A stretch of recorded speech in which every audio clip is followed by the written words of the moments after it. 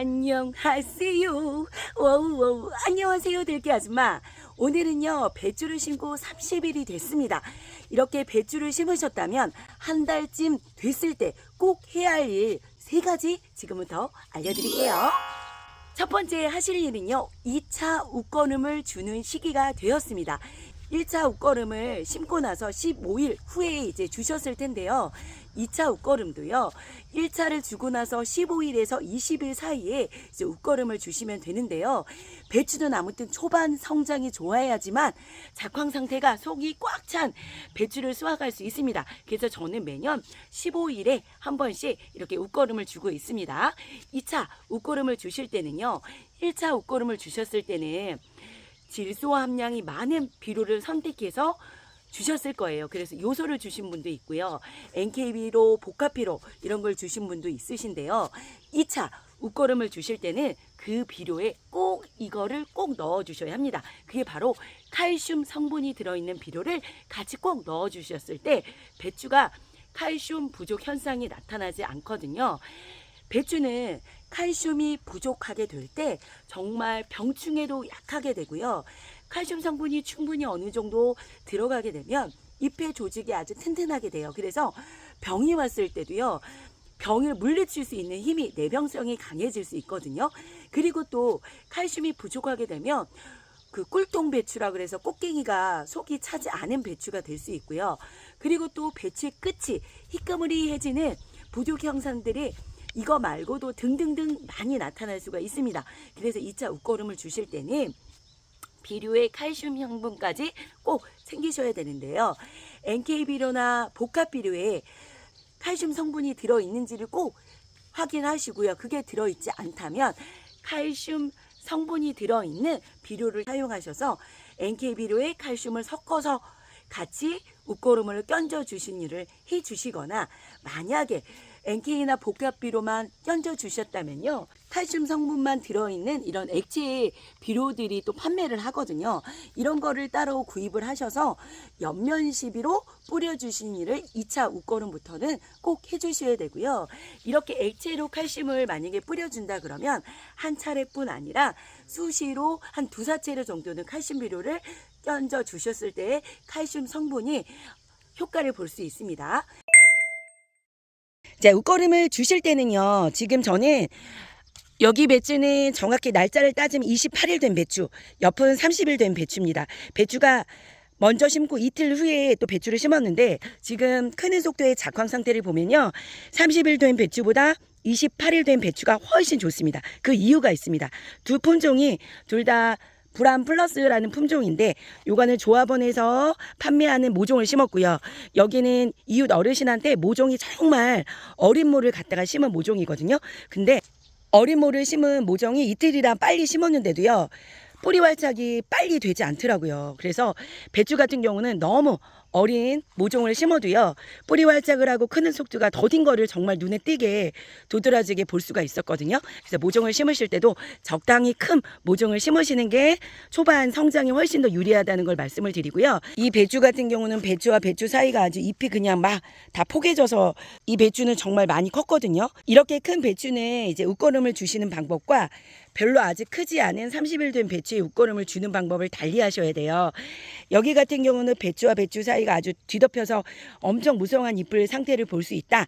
그러면 배추 잎 끝이 뿌리가 여기 끝까지 내린 거거든요. 그러면 두둑을 이미 넘은 상태이기 때문에 1차 웃거름은 배추와 배추 사이, 여기 사이에 제가 찔러줬었거든요. 이 사이에 찔러주면 안 되고요. 배추와 배추 고랑 사이에 껴주실 때 유리합니다.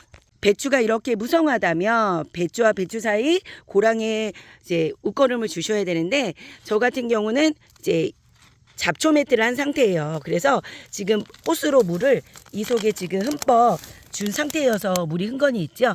그래서 살짝 저는 이 잡초 매트를 살짝 젖혀주고 이 사이에 웃거름을 껴줘 줄 생각인데, 이 위에다 껴줘 주게 되면 이제 녹을 수는 있고 스며들 수는 있지만 유실이 될 확률이 높아요. 그리고 요즘같이 비 소식이 없어서 웃거름을 저같이 준 상태에는 햇빛을 보게 되면 질소 성분이 공기 중에 날아갈 수 있기 때문에 이렇게 잡초 매트를 들어서 안쪽으로 이제 웃거름을 주시는 게 좋고요.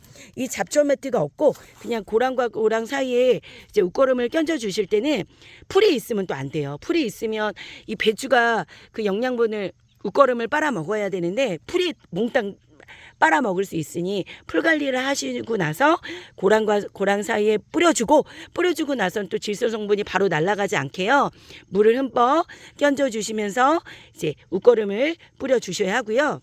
이렇게 작황 상태가 별로 좋지 않고 배추와 배추 사이가 아직 닿지 않아서 이렇게 작은 배추일 때는요.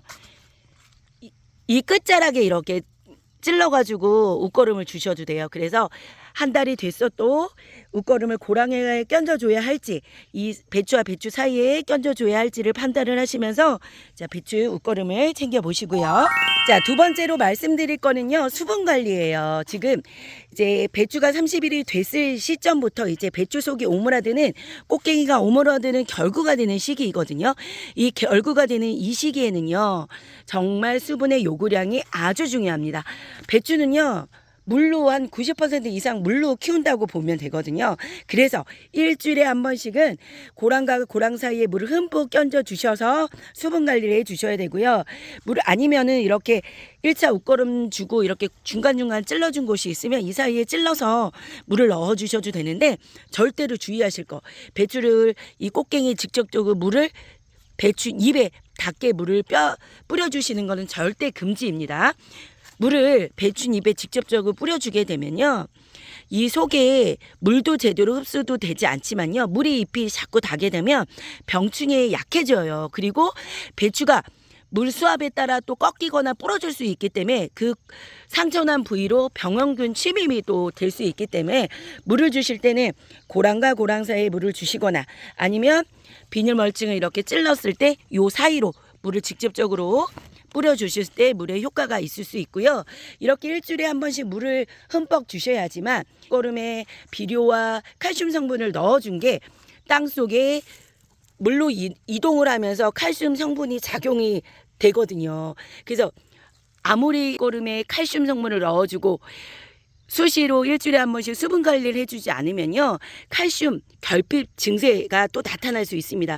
그래서 지금 시점부터는요, 수확하기 전 30일 전까지는요, 수분 관리를 일주일에 한 번씩은 꼭 해주시는 게 배추 속을 꽉 채울 수 있는 방법입니다. 자, 그리고 물을 주실 때는요, 오후 시간보다는 오전 시간에 물을 주시는 게 좋아요. 배추 같은 경우는요, 오전 시간에 이렇게 해가 뜨는 오전 광합선을 받아가지고요, 이 광합선을 받은 거를 이제 담고 있다가 밤이 되면 이 뿔에 있는 양분을 잎과 줄기로 막 양분을 이동을 하는 시기이거든요. 오전 중에 물을 주셨을 때 훨씬 더 배추가 물을 잘 먹을 수 있고요. 밤에 물을 주게 되면 뿌리가 물을 빨아들이는 시간대가 아니기 때문에요, 효과가 떨어질 수 있고요. 이제 땅이 습해지는 그 시기에 달팽이 피해 우려가 더욱 많이 발생이 되기 때문에 이왕이면 오전 시간에 고랑과 고랑 사이 물을 찔러주는 방법으로 물을 주시는 게 효과적입니다. 세 번째 중요한 일은요, 병충해 관리입니다. 배추는요, 심자마자 벌레와의 싸움이 시작되거든요. 저는 지금 여러 차례 방제를 해준 상태고요. 지금 시기에는 또 물음병이 발생이 될 수 있기 때문에 물음병이 걸리지 않았어도 미리미리 예방을 해 주셔야 해요. 그래서 지금 저는 물음병 약도 2차례 정도 방제를 한 상태입니다. 일반 농약사에서 하는 물음병 약으로 방제를 해 주셔도 되고요. 이제 물음병, 진딧물, 응애 이런 것들을 방지할 수 있는 규산황으로 방제를 하고 있거든요.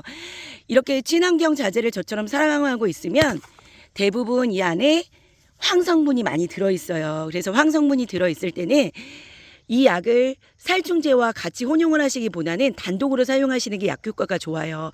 이 황성분은 또 햇빛이 있을 때 약해를 또 받을 수가 있으니까 이른 오전이나 저녁 무렵에 이 물음병 약을 방지해 주시는 게 좋고요. 올해는 청벌레나 이런 벌레보다는요, 좁은 가슴 입벌레라는 그 검정 톡톡이 벌레 같은 육층과 그 벌레가 많이 있거든요. 그래서 저는 이 작살나라는 유기농 자재로 방제를 몇 차례 해주긴 했지만 이 약을 살포할 때 보통 앞면 뒷면 꼼꼼히 해야 되지만 직접적으로 몸에 이 약이 닿지 않으면요 잘 죽지 않더라고요.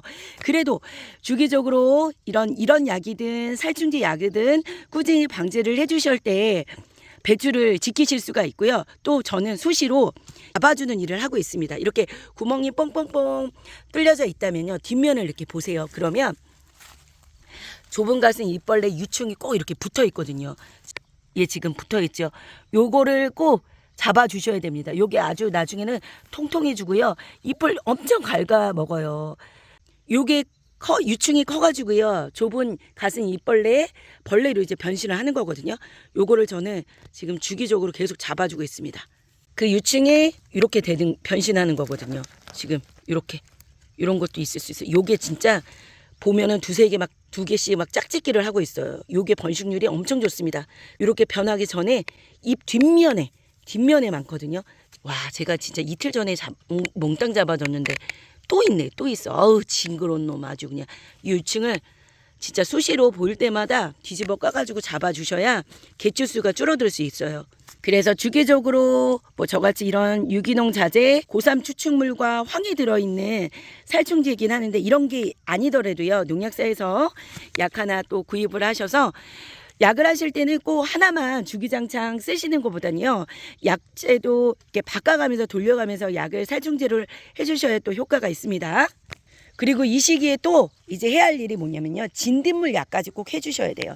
이제 꽃갱이 속이 오므라드는 결구가 되는 이 시기에는 이 안에 이제 진딧물이 한번 발생이 되면 그 위에 아무리 약을 해도요 방제가 되지 않아요. 그래서 아직 꽃갱이가 오물기 전에 요 속에 진짜 요 꽃갱이 사이에 진딧물이 많이 발생이 되거든요.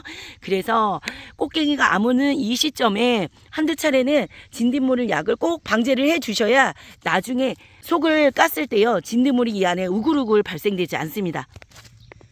자, 이 배추는요 진짜 크다 말았어요. 저는 딱 유일하게 한 포기 죽었거든요. 제가 한 120포기 심었는데 한 포기가 죽었는데 그 사이 보면 이 배추와 이 배추의 작황 상태가 좋지 않은데 이렇게 배추를 보면요 작황 상태가 좋지 않을 때 진딧물이 껴요. 지금 제가 한 차례 방제를 했는데 아직 진딧물이 다 죽진 않았네요.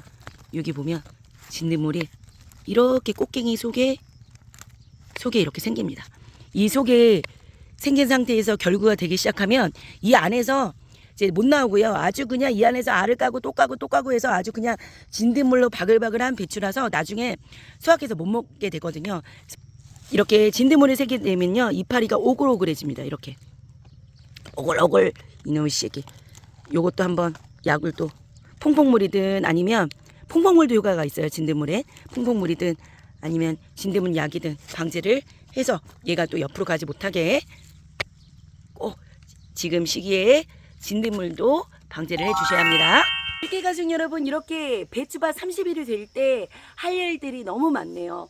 자, 꼭 옷걸음 챙기시고요. 그리고 병충해서는 진딧물 방제, 그 다음 물음병 방제, 그 다음에 벌레약 방제, 또 손으로 잡아주는 일, 거기에 수분관리 일주일에 한 번씩까지 꼭 챙겨보셔서요. 배추속 꽉 채우는 배추 농사 만드셨으면 좋겠습니다. 오늘도 활짝 웃는 하루 보내세요. 해피데이!